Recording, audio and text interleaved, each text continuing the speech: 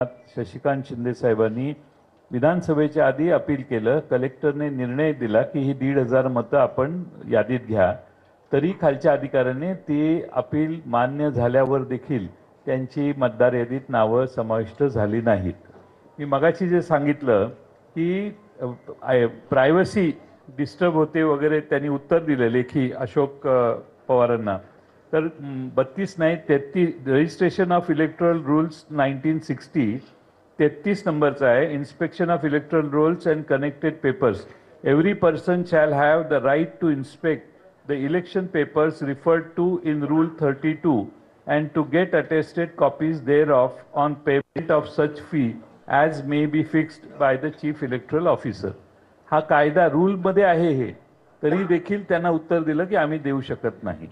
आणि सगळ्यात महत्त्वाचं असं आहे की ह्या सगळ्या गोष्टी जिब्रिश नावं तर आणखीन तो वेगळाच विषय आहे. हे सगळं आम्ही त्यांच्या निदर्शनाला आणले. आमची अशी अपेक्षा आहे की निवडणूक आयोग, राज्य निवडणूक आयोग आणि केंद्रीय निवडणूक आयोगाचे प्रतिनिधी या ठिकाणी जे आहेत सीओ, या दोघांनी निर्णय घेतला पाहिजे. या याद्या दुरुस्त केल्या पाहिजेत. दुरुस्त झालेल्या याद्यांवरच महाराष्ट्राच्या निवडणुका घेतल्या पाहिजेत. हे आम्ही त्यांना निक्षून सांगितलेलं आहे आणि राज्य निवडणूक आयोग हे आम्हाला म्हटले आम्ही याचा सकारात्मक विचार करू.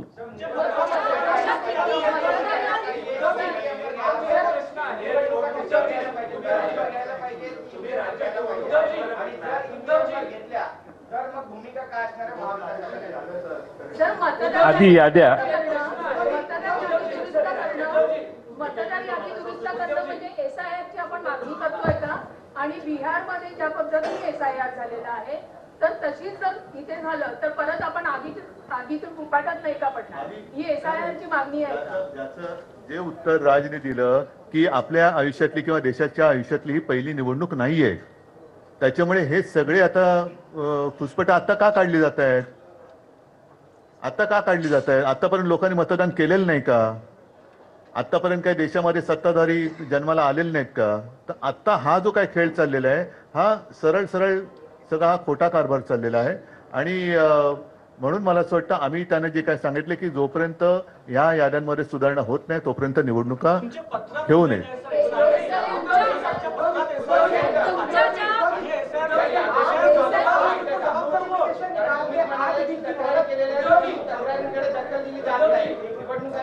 असं आहे की आम्ही निवडणूक आयोगाला आवाहन केलेलं आहे आणि मागणी केलेली आहे की बल्कमध्ये चुका आहेत त्या तुम्ही दुरुस्त केल्या पाहिजेत. आता एखाद्या मतदार यादीत 8,000 चुका असतील तर त्या 8,000 चुका आम्ही सबमिट करायच्या इंडिव्हिज्युअली प्रत्येक ठिकाणी. याला मग किमान 1 महिन्याचा वेळ तर दिला पाहिजे. वेळ नसल्यामुळे तुम्ही 7 दिवसात आणि 8 दिवसात करा म्हटल्यावर कोणत्या, एक तर तुमच्या याद्या डिजिटल नाही आहेत. तुम्ही या याद्या डिजिटल का नाही करत? डिजिटल याद्या केल्या की सगळ्यांनाच सोयीचं होईल आणि तुम्हालाही सोयीचं होईल काम करायला. या याद्या डिजिटल न करण्यामागे एक षडयंत्र असं आहे की या याद्या प्रिंट करणं, टाईप करणं, त्यात पुन्हा त्याची कॉपी काढणं, त्याचं मग कंपॅरिझन करणं, मग त्याच्यात दुबार मतं काढणं, या चुका काढणं हे शक्य नव्हतं. आम्ही मॅन्युअली हे सगळं काम केलेलं आहे. महाराष्ट्रातल्या 288 मतदारसंघात गेल्या 2-2.5-3 महिने काम करून आम्ही बऱ्याच गोष्टी काढलेल्या आहेत. हे छोटे काही उदाहरणं आहेत. आणखीन उदाहरणं आम्ही देऊ शकतो. आम्ही वाट बघतोय निवडणूक आयोग काय करणार आहे. एकच मिनिट तू मागासपासून प्रश्न विचारतोय, पण तत्पूर्वी एक सांगतो की निवडणूक आयोगाचं काम व्यवस्थित पद्धतीने निवडणुका पार पाडणं हे आहे. आणि त्या निवडणुकीच्या प्रक्रियेत समजा आमच्या राजकीय पक्षाकडनं त्यांच्या नियमाचं कुठे उल्लंघन झालं किंवा आणखीन कुठे चूक झाली तर आम्हाला कायद्याचा दंडुका दाखवला जातो करप्ट प्रॅक्टिस म्हणून. आता आमचं म्हणणं असं आहे की ही निवडणूक आयोगाची करप्ट प्रॅक्टिस आहे. ही निवडणूक आयोगाची करप्ट प्रॅक्टिस आहे. ज्याप्रमाणे स्वतः शिवसेना प्रमुखांना त्याचा ती शिक्षा भोगावी लागली होती, त्यांचा 6 वर्ष मतदानाचा अधिकार हिरावून घेतला गेला होता. आता निवडणूक आयोगाला आणि निवडणूक आयुक्तांना काय शिक्षा करायची जर त्यांनी सुधारणा केली नाही तर? कारण ही निवडणूक प्रक्रियेतली निवडणूक आयोगाची करप्ट प्रॅक्टिस आहे. हा भ्रष्टाचार आहे त्यांचा. एक त्याचा प्रश्न उद्या म्हणजे मग तुम्ही यांना विचारा. मतदार याद्यांमधला जो घोळ आहे राष्ट्रीय स्तरावर त्याचा फायदा एनडीएला होतो आहे आणि राज्य स्तरावर त्याचा फायदा या निवडणुकीत आपलाही आरोप आहे आणि संशय उपस्थित झाले की महायुतीला झालाय. तर असं हे लक्षात घेता किंवा हे आरोप लक्षात घेता निवडणूक आयोग मग केंद्रीय असेल किंवा राज्यातला भाजपसाठी हस्तक म्हणून किंवा भाजपच्या दबावाखाली काम करतोय असा तुमचा आरोप आहे का? त्याच्याबद्दल आम्ही स्पष्ट पत्र दिलेलं आहे, ज्याचा वारंवार आता उल्लेख झालाय की गेल्या विधानसभा निवडणुकीच्या आधी 1 महिना अगोदर एक व्यवस्थित स्पष्ट शब्दामध्ये पत्र दिले, त्याच्यात भारतीय जनता पक्षाचं नाव लिहून आम्ही ते पत्र दिलेलं आहे. आणि नसेल तर भारतीय जनता पक्षाने आज आमच्या शिष्टमंडळात यायला पाहिजे. आज किंवा काल येऊ शकले नसतील तर त्यांनी सांगावं उद्या येतो, आम्ही सगळे मिळून जायला तयार आहोत. आता हा प्रश्न जो आहे हा चेंडू भाजपच्या कोर्टात आहे. त्यांचा जर का त्यांची जर का ह्याच्यात ढवळाढवळ नसेल तर त्यांनी आमच्या शिष्टमंडळात सामील व्हावं आणि आम्ही जी मागणी करतो ती त्यांनी करावी. तुम्ही आता ज्या मतदार याद्यांचं उदाहरण दिलं, दोन मिनिटात त्यांना विचारू एक देते. काम करता, एक मिनिट माफ करा, तुम्ही फक्त हात वरती करा, आम्ही सांगू कोणाला बोलायचं. हा कलकलाट करण्यापेक्षा ना तुम्ही फक्त हात वरती करा, आम्ही फक्त सांगतो की बाबा तू बोल तू बोल तू बोल एवढंच सांगतो. हा आता बोल. धन्यवाद. तुम्ही ज्या मतदार याद्यांचं आता उदाहरण दिलं की ह्याच्यात ऑब्जेक्शन्स आहेत, अशा किती कॉन्स्टिट्युएन्सीचे ऑब्जेक्शन्स तुम्ही आता सबमिट केले आहेत? आम्ही आता काही प्रमुख कॉन्स्टिट्युएन्सीची उदाहरणं दिलेली आहेत. महाराष्ट्रातल्या प्रत्येक मतदारसंघात हे काम चालू आहे. स्थानिक दृष्ट्या त्याचे ऑब्जेक्शन सबमिट होतील, परंतु बल्कमध्ये हे झालेलं आहे, फ्रॉड आहे हा असं आम्हाला वाटायला लागले. तर ते निवडणूक आयोगानेही पुढाकार घ्यावा ना. आम्ही दोन हे असतात, एक म्हणजे फोटो आयडेंटिटी सेम आहे असे बघून ते नावं बाजूला काढता येतात, त्याचं एक वेगळं सॉफ्टवेअर आहे. नावं एकत्रित करून सगळी नावं कम्पेअर करून ती डुप्लिकेट झाली असतील तर ती नावं बाजूला काढायला सॉफ्टवेअर आहे. ही सॉफ्टवेअर 2019च्या निवडणुकीच्या आधी वापरलं जायचं, पण दुर्दैवाने 2022-23 नंतर हे वापरलंच नाही. तर आम्ही त्यांना कालच विनंती केली की हे सॉफ्टवेअर वापरा आणि हे डुप्लिकेशन जे आहे ते काढून टाका.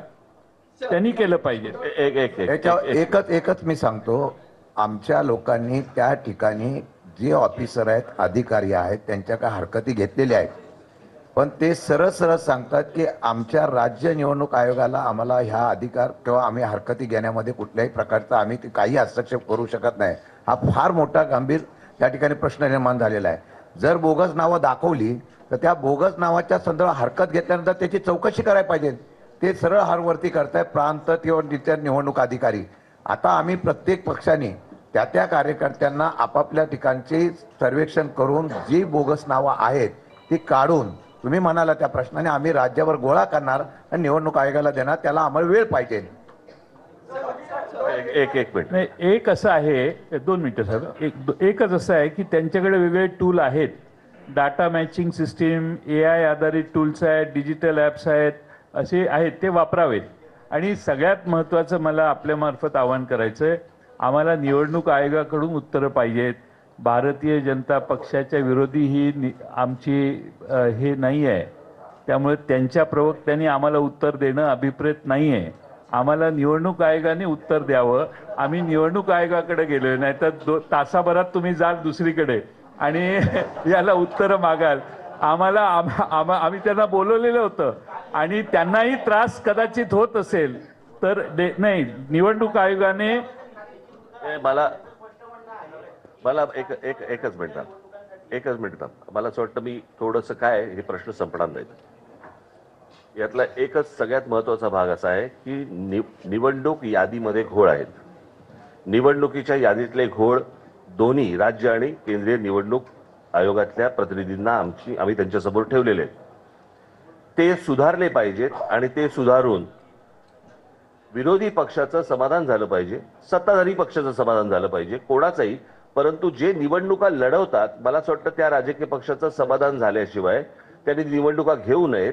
आणि ही अत्यंत आमची रास्त मागणी आहे, याच्यात काहीच गैर नाहीये. मला असं वाटतं निवडणूक आयोगाने या गोष्टींचा विचार करावा. त्याच्यामध्ये इतर वेगवेगळे कायदे आणूच नाहीत. सोपी गोष्ट आहे ना ही. ह्याच्यामध्ये काही कॉम्प्लिकेटेड असण्याचं काही कारणच नाहीये.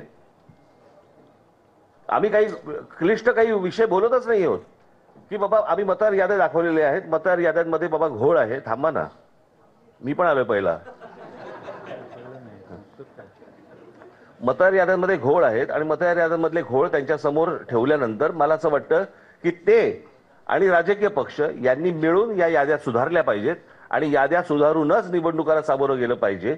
कारण जी लोक मतदान करतायत, म्हणजे जर समजा तुम्ही एक गोष्ट बघितली असेल, यातला एकच फक्त महत्वाचा भाग सांगतो की गेल्या 2024ची जी विधानसभा इलेक्शन झाली, या विधानसभा निवडणुकीनंतर 232 जागा या ह्यांच्या युतीच्या महायुतीच्या निवडून आल्या, 232.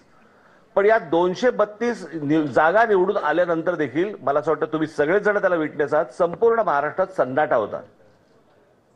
ज्या प्रकारचा जल्लोष महाराष्ट्रामध्ये व्हायला पाहिजे होता त्या प्रकारचा जल्लोष महाराष्ट्रामध्ये नव्हता. हे कसलं द्योतक आहे?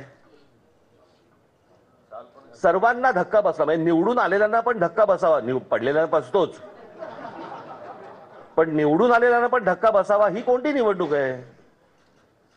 तर मला असं वाटतं की ह्या अतिशय सोपा विषय आहे. या सोप्या विषयामध्ये याद्या नीट कराव्यात आणि निवडणुकीला सामोरं जावं, एवढंच फक्त आमचं म्हणणं आहे. कारण हे काही प्रश्न थांबणार नाहीत.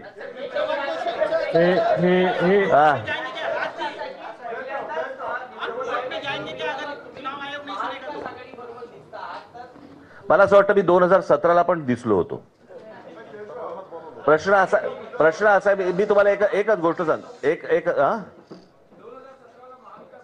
ते असेल किंवा नसेल तो विषय नाहीये. प्रश्न असा आहे की या सगळ्या याच्यामध्ये एक गोष्ट लक्षात घ्या, आता निवडणूक होणार कशी होणार हे महत्वाचं आहे. कोणाबरोबर होणार हा आत्ताचा विषयच नाहीये. आणि ही तुमच्या जर लक्षात असेल कदाचित त्यावेळेला पत्रकार परिषदेला जर समजा तुम्ही असाल तर 2017ला पण मी हेच बोलत होतो. तेव्हा पण होती खरं तर याच्यामध्ये त्यावेळेला अजित पवार पण होते त्यावेळेला. खरं तर त्यांनी यायला पाहिजे होतं आज, आणि त्यावेळेला ते तावाने बोलत पण होते, ते सांगत पण होते त्या सगळ्या गोष्टी. असो, धन्यवाद.